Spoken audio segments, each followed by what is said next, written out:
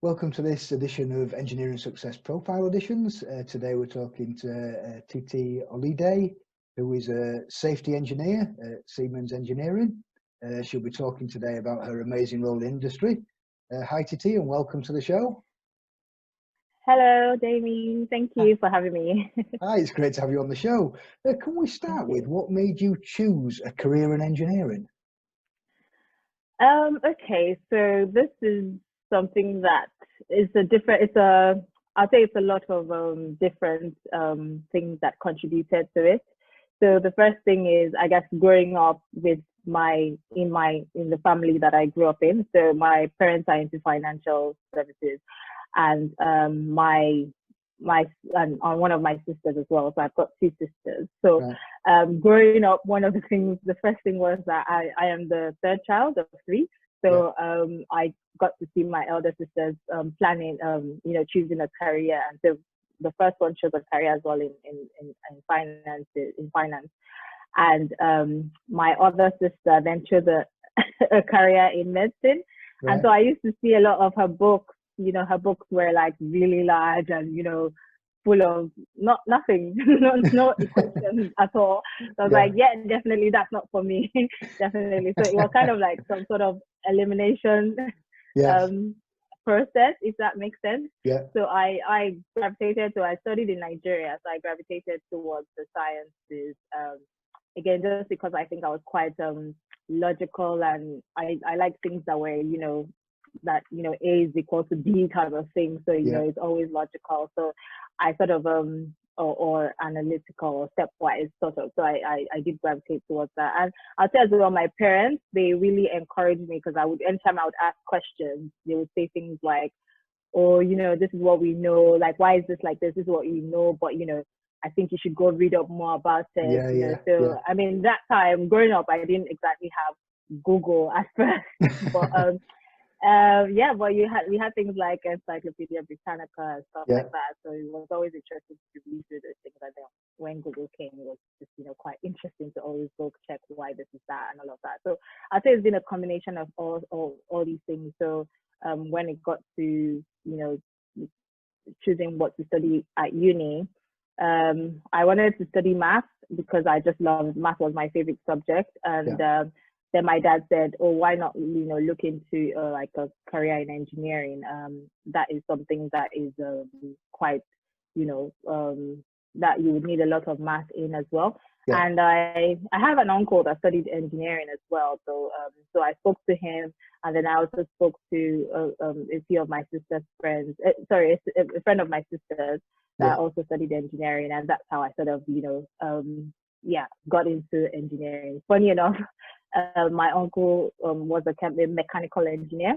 Right. Okay. And my sister's friend is an electrical engineer. Yeah. And I didn't end up choosing any of those things, but it was good because it sort of, steered me into engineering, and then I sort of found which one appealed to me, and I've enjoyed it ever since then. Yeah. So what route did you take into engineering? So I studied in Nigeria. So we have the equivalent of the I would say the GCSEs. So I did the GCSEs, and then we have an A level as well, sort of thing, where you do that into uni, where you do that in the first few years of uni. So I studied an undergraduate degree in chemical engineering in Nigeria. And then after that, I moved to the UK and studied a master's degree in chemical engineering as well in the UK. So that has been my route into engineering. Yeah. So you're a safety engineer, but you studied chemical engineering. What skills do you need to study chemical engineering? Okay, so I really like chemical engineering because it's one of those disciplines in engineering where you sort of you can work in a wide range of industries. So apart from, I'm sure it's with a Google search, you could probably check what particular subjects are needed. But I would like to talk more on like the sort of mindset or the other skills that you need. And so I think one of the first things is to be very analytical So as a chemical engineer, or you are able to analyze data, you're able to see, what that, how that data then affects different things like in design, in operations, in maintenance, in commissioning, and things like that. Flexibility is also very key as a chemical engineer, because you can work in different industries, you can work in different things. You can work in sales, you can work in safety, you can work in reliability, you can work in design, you can work in operations. So there's loads of things that you can do. And so being able to sort of take your skill set or whatever knowledge and be able to adapt it and be flexible in moving from place to place or from discipline to discipline is very important. And I think it's also, you also need that willingness to sort of learn a bit about every subject. So whilst I was studying for my undergraduate degree, we had to take courses in civil engineering, in electrical engineering, in systems engineering, in mechanical engineering, in addition to our chemical, our chemistry and chemical engineering subjects. So I think it's really important. Those are the things that we need. I mean, a lot of people tend to ask me, oh, as a chemical engineer, does that mean you have to really love chemistry? I'll say, yeah, of course, maybe, don't hate it too much, but at the same time, apart from that, there's lots of other things that are involved, and I mean, you could get into sales, you could get into like reliability, which is a bit more into like mechanical sort of things and all of that. So I think that those are the skills I would say are needed as a chemical engineer. Yeah. So today, what does your role entail? So my role entails safety. So as a safety engineer, I'm working with engineering systems to ensure that they are safe. So systems could be made up of different equipment or different processes, and ensuring that all these parts of the engineering system are compatible, and making sure that they have the required, safety approval from the relevant, according to the relevant standards or from the relevant bodies is also quite important. So also maybe after making sure that after commissioning as well, reliability of all these systems remains as has been predicted, and if any issues are being experienced, we sort of help to work on those as well. So it's a whole range of things, but quite interesting. Quite interesting. So what's the most challenging part of your job? Okay, so the most challenging part, and I wouldn't necessarily say it's also one of the things I like the most about it, but it can be quite challenging. Is the fact that we tend to work with a wide range of other engineers. Right.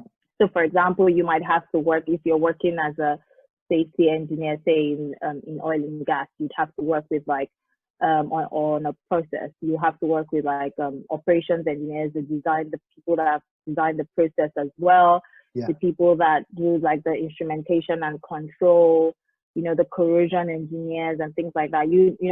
Whatever industry you work in, you have to work with a wide range of electrical engineers, telecoms engineers, maybe. So it is just trying to make sure that, you have to understand a bit of everything that they are doing. You have to understand how to communicate with them in their own language as well. And you have to know how to sort of show why your role is quite important. So it does involve you also having to understand a bit of what they are doing. So it's just getting that communication across. So sometimes it can be quite challenging because sometimes, there could be a barrier in communication in terms of people trying to understand what you're doing or you trying to understand how to communicate to them. So, but it is quite interesting learning a bit about what every department does, what every engineer does. But it can be quite challenging at times. Yeah. So what's the most rewarding part for you about being a safety engineer? So I think it's also looking at, I think this kind of works maybe for most engineers as well, is seeing whatever you've done, and being able to sort of see that, okay, I contributed to this. Maybe you hear about it on the news, or like in the railway, for example, if you then go on the train, you're like, okay, I was part of, ensuring that this is safe and all of that. So I think that's quite important. And I think just also being able to understand why things work the way they do, or why sort of, even when if you look into things like legislations, why this new legislations have to be brought um into force and all of that. So if we're talking about like the energy challenges and all of that, you understand why these things, just having that understanding, and I guess being able to explain it to other people as well. Sometimes I tend to just geek out in my family, and they're like, okay, you have more you have more than enough information now. That's enough. I think I quite enjoy that. I quite enjoy knowing how things work, and why things are the way they are. So what advice would you give to a future engineer? So I would say, don't be afraid to explore. There are lots of challenges in the world now and it's up to mostly engineers to sort of explore these and find solutions to these challenges. So it's like, don't be afraid to explore, don't be afraid to, and there's a lot of interdisciplinary work going on. So you might study chemical engineering, but then you might work at the intersection between chemical engineering and biology, for example. You could work, there's lots of overlaps going on now. So don't be afraid to explore, don't be afraid to just expand your horizon as well. There's so many I would say sectors that need those skills, and those that you get as a chemical engineer, and these skills are transferable as well. So it's important to stay adaptable, stay flexible, and just work with it really, and just enjoy it. Don't be bogged down by the fact that, oh, it's math, or I would only be in like DEFI coveralls or things like that. Like, don't be bogged down by those stereotypes. Just if you're creative, or if you see that if you're somebody that likes to look at challenges and see how to solve them, then engineering is definitely a good career choice for you. Yeah. So you serve on the IChemE South Manchester Group Committee as a mentor coordinator. What does that role entail, and how does the IChemE support young people in their careers? So what that entails is we keep a log of the mentors that are available in the area, and we also keep a log of the people that need mentors. And so if people can actually speak to IChemE and say, I need a mentor, and then that then gets logged down with us, and then we sort of then try to match the mentors and the mentees together, basically. And so I think that is quite important. I think it's a good step both for the mentors and the mentees. The mentors, because a lot of times I think we tend to think that a mentor-mentee relationship is one where the mentee is getting all the benefits and the mentors are not getting anything. But I have had people that I even have a sort of informal mentee-mentor relationship with them, and sometimes they ask me questions and I'm like, okay, I need to step up my game or something like that. So it does help you in a way, and some of them even share information with me as well, which is quite valuable. So I think that's really important. And same for the men. So that's for the mentors, and of course for the mentees, it's always good to have somebody that has gone before you and sort of knows what's happening in the industry, and could probably give you some more like insights into based on their steps above you. So I think it's really important, and it's something that the IChemE is doing well to support all professionals basically across their career journey. Do you think it's important to encourage people to get in touch with the IChemE, to actually want to be part of the mentoring scheme, as both a mentor and a mentee?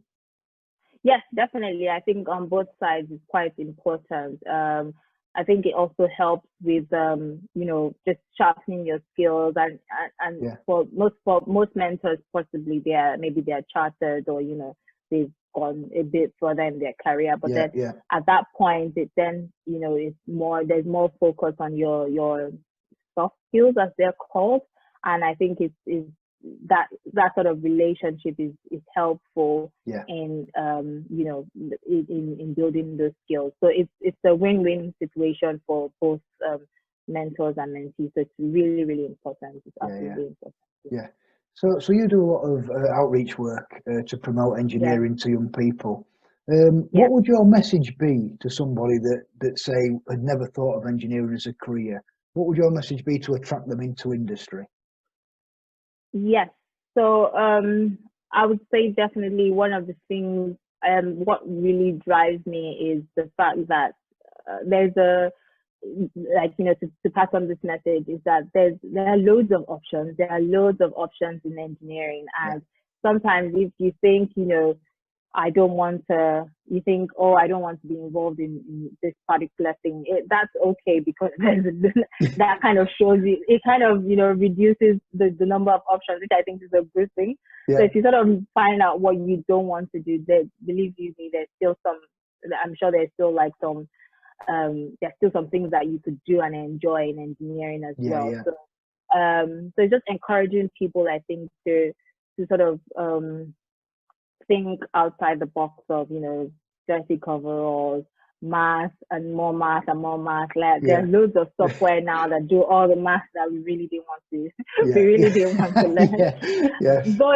Though it's quite important to understand the basis of it, but don't be rest assured, that there are things that, once you understand the basis of it, you're not going to be like solving equations. There are computers for that now. But I think it's, and another thing is what a lot of people think that, it's not creative. It's not a creative process. They tend to think, if you're looking for creativity, you should probably go into like art and all that, which is good. But also in engineering, we need creative solutions now, because a lot of things that have been, developed in the past, there's been changes to different inputs into those solutions, and so now we need more creative solutions, and so there just needs to be that diversity of of solutions coming in, and that we get that through creativity. So we definitely need to be creative. I think engineering is a very creative process.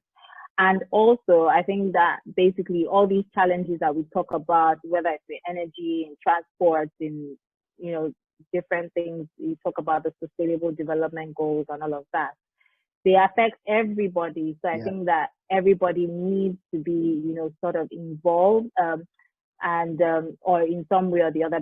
We shouldn't think, oh, that's for the smart people or whatever. We are the people. We need to, everything around us is engineering basically. So we need to sort of be involved in that. We need to be concerned or work towards look towards how we can sort of contribute to it. So that's the message I'll sort of give. Like, there's a lot of work to be done in engineering. It's not going to be an easy ride, but it's for everybody. We need everyone basically to work to contribute into engineering basically.